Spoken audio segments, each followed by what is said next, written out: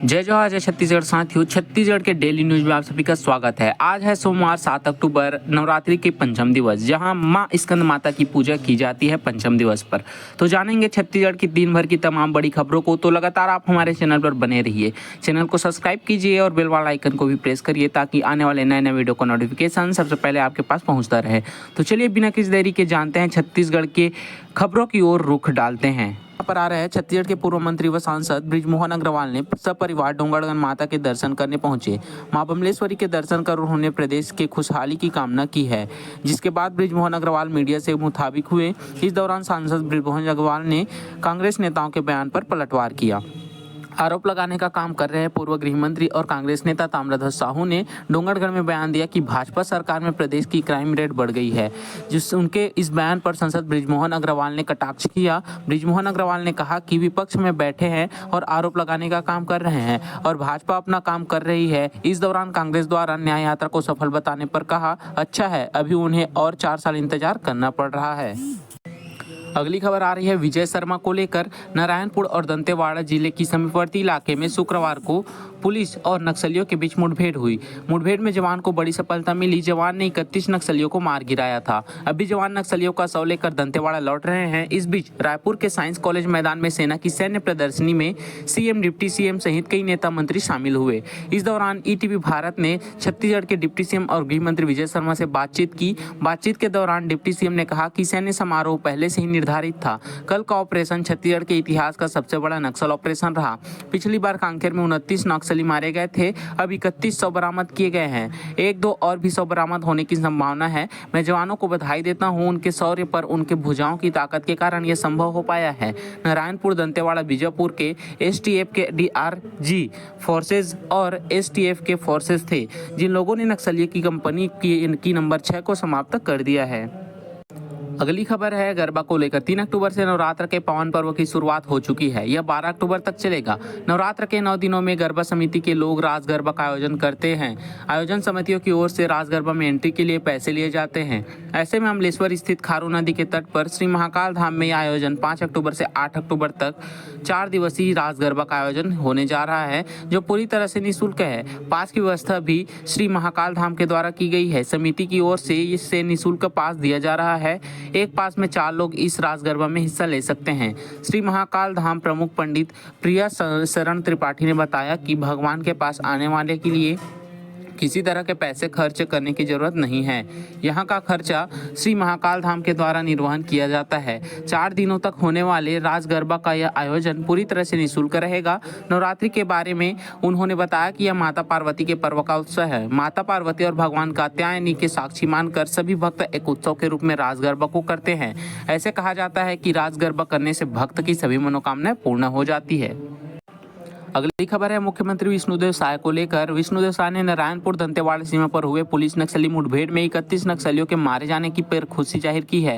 रविवार को एक्स पर एक पोस्ट में मुख्यमंत्री साय ने नक्सलवाद के खिलाफ लड़ाई के लिए राज्य सरकार के संकल्प को दोहराया। सीएम साय की यह प्रतिक्रिया लाल आतंक पर रविवार को हुए एक बड़ी कार्रवाई के बाद आया है। सुरक्षाकर्मी ने नारायणपुर दंतेवाड़ा सीमा पर माड़ इलाके में 31 नक्सलियों को मार गिराया था। इस पर मुख्यमंत्री विष्णुदेव साय ने कहा, केंद्रीय गृह मंत्री अमित शाह सोमवार को नक्सल प्रभावित राज्यों में मुख्यमंत्री के साथ बैठक की अध्यक्षता करेंगे।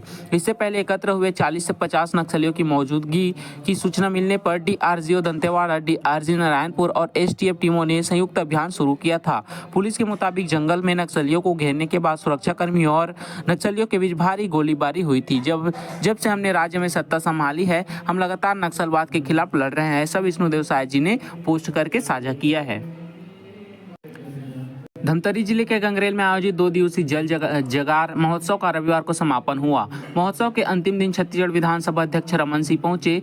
रमन सिंह के साथ पीएचई मंत्री और डिप्टी सीएम अरुण साव भी रहे। इसके साथ महासमुंद और कांकेर लोकसभा के सांसद भी शामिल हुए। सभी ने कबाड़ से जुगाड़ जल संरक्षण के लिए लगाए गए प्रदर्शनी स्कूली विद्यार्थियों द्वारा प्रस्तुत जल विधानसभा देख बच्चों के प्रयास की सराहना की। इस दौरान रमन सिंह ने जल का महत्व बताया। रमन सिंह ने कहा कि धमतरी जिला डबल फसल वाला इलाका है। यहाँ 40 साल पहले 40-50 फीट की गहराई में भूजल मिल जाता था, लेकिन अब 300 फीट खोदने पर भी पानी नहीं मिल रहा है। यह गंभीर संकट को संकेत है। पूरे विश्व में उपलब्ध पानी में से सिर्फ 0.6% पानी मनुष्य के पीने योग्य है। अगर भूजल स्तर नीचे गिरता जाए तो पूरी पृथ्वी मरुस्थल बन में बदल जाएगी, इसलिए पानी और पौधों का संरक्षण बहुत जरूरी है। अगली खबर है युवाओं के लिए। जी हां, छत्तीसगढ़ जिला पंचायत लेखपाल डाटा एंट्री ऑपरेटर पदों में कई भर्तियां निकाली गई है। बीजापुर जिला पंचायत में लेखपाल, विकासखंड समन्वयक, तकनीकी सहायक और डाटा एंट्री ऑपरेटर की भर्ती शुरू की गई है। इसके लिए ऑफलाइन आवेदन 24 सितंबर से शुरू हो चुका था। अभ्यर्थी 10 अक्टूबर तक शाम 5 बजे तक आवेदन कर सकते हैं। आवेदन को तय शुल्क के साथ ऑफलाइन जमा करना होगा। लेखपाल पद के लिए आवेदनकर्ताओं के पास कम से कम 55% अंकों के साथ BCom या MCom की डिग्री होनी चाहिए। SC/ST उम्मीदवार के लिए पासिंग मार्क्स 50% तय किया गया है। विकासखंड के लिए 12वीं या BE स्तर के उम्मीदवार आवेदन कर सकते हैं। इसके लिए BE, BTech या डिप्लोमा या फिर इंजीनियरिंग में न्यूनतम 60% अंकों के साथ पासिंग मार्क्स होने चाहिए। उम्मीदवार आधिकारिक भर्ती अधिसूचना में योग्यता संबंधी विवरण देख सकते हैं। अगली खबर आ रही है MCB कलेक्ट्रेट में आयोजित बैठक में प्रदेश स्वास्थ्य मंत्री श्याम बिहारी जायसवाल ने मेडिकल कॉलेज की स्थापना को लेकर एक बड़ी घोषणा कर दी है। स्वास्थ्य मंत्री ने DMF फंड में से मेडिकल कॉलेज के लिए 4 करोड़ रुपए की स्वीकृति की घोषणा की है। इसके बाद प्रदेश में सियासी बयानबाजी तेज हो गई है। इस घोषणा को लेकर विभिन्न दलों और संगठनों में तीखी प्रतिक्रिया को देखने मिल रही है। स्वास्थ्य मंत्री श्याम बिहारी जायसवाल ने बैठक में कहा कि मनेंद्रगढ़ में मेडिकल कॉलेज के भवन और अस्पताल बनने में 3 से 4 साल का समय लग सकता है। इसके बावजूद प्रदेश सरकार चाहती है कि अगले सत्र में मेडिकल कॉलेज की पढ़ाई शुरू हो। इसके लिए एक अस्थायी भवन, स्टडी हॉल, म्यूजियम और लाइब्रेरी की व्यवस्था की जाएगी। इन सभी कार्यों के लिए 4 करोड़ रुपए की राशि स्वीकृति की गई है। रायपुर वन और पर्यावरण मंत्री केदार कश्यप ने राज्य में कोयला खनन और विकास परियोजना पर बड़ा बयान दिया है। वन मंत्री ने परियोजनाओं का बचाव करते हुए कहा कि कब तक छत्तीसगढ़ के लोग गरीब रहेंगे। लोगों के जीवन स्तर में सुधार लाना जरूरी है, जिसकी कोशिश की जानी चाहिए। PTI को दिए इंटरव्यू में केदार कश्यप ने कहा है, वन मंत्री ने कहा है कि राज्य सरकार बाघ अभ्यारण्यों के मुख्य क्षेत्र से गाँव के पुनर्वास में भी तेजी से लाने की कोशिश कर रही है। नियमों को कानून के दायरे में रहकर सारे काम किया जा रहा है। मध्य भारत का फेफड़ा कहे जाने वाले हसदेव अरण्य वन पर वन मंत्री सरकार का रुख सामने रखा है। केदार कश्यप ने कहा कि कोयला खनन का जरूर कुछ लोग विरोध कर रहे हैं, कुछ लोग परियोजनाओं का भी विरोध कर रहे हैं। वन मंत्री ने जोर देकर कहा कि अधिकांश लोग इस विरोध का समर्थन नहीं करते। सबको रोजगार चाहिए। साधन संपन्न राज्य होने के बाद भी यहाँ के लोग सुविधाओं के नाम पर जूझ रहे हैं। केदार कश्यप ने कहा कि अगर पेड़ काटे जाते हैं तो उसकी भरपाई भी पेड़ लगाकर की जाएगी। ये हमारी जिम्मेदारी होती है। एक दुखद खबर सामने आ रही है। जी हां, नवरात्र पर भक्तों की भारी भीड़ मां बमलेश्वरी के दर्शन के लिए पहुंच रही है। कलेक्टर ने भीड़ को देखते हुए अपील जारी की है। कलेक्टर ने कहा कि लोग धैर्य बनाकर मंदिर में दर्शन करें। भीड़ को काबू में करने की व्यवस्था की गई है, लेकिन लोगों को भी अपना ध्यान रखना चाहिए। अपनी बारी आने पर ही दर्शन के लिए आगे बढ़े। मंदिर के भीतर नियमों का पालन करना अनिवार्य है। दर्शन करने आए लोग मंदिर प्रबंधन का सहयोग करें। रविवार को डोंगरगढ़ मेले में आई एक महिला की मौत हो गई। जी हां, महिला की मौत किन वजहों से हुई अभी तक ये साफ नहीं हो पाया है। महिला की मौत पर कलेक्टर ने कहा कि पोस्टमार्टम रिपोर्ट का इंतजार है। PM रिपोर्ट आने के बाद ही साफ हो पाएगा कि मौत किस वजह से हुई है। जिला प्रशासन ने अपील जारी करते हुए भक्तों से कहा है कि वो दर्शन के बाद मंदिर प्रांगण से बाहर निकल जाए। मंदिर में दर्शन के बाद भीड़ लगाने से दूसरे भक्तों को परेशानी होती है।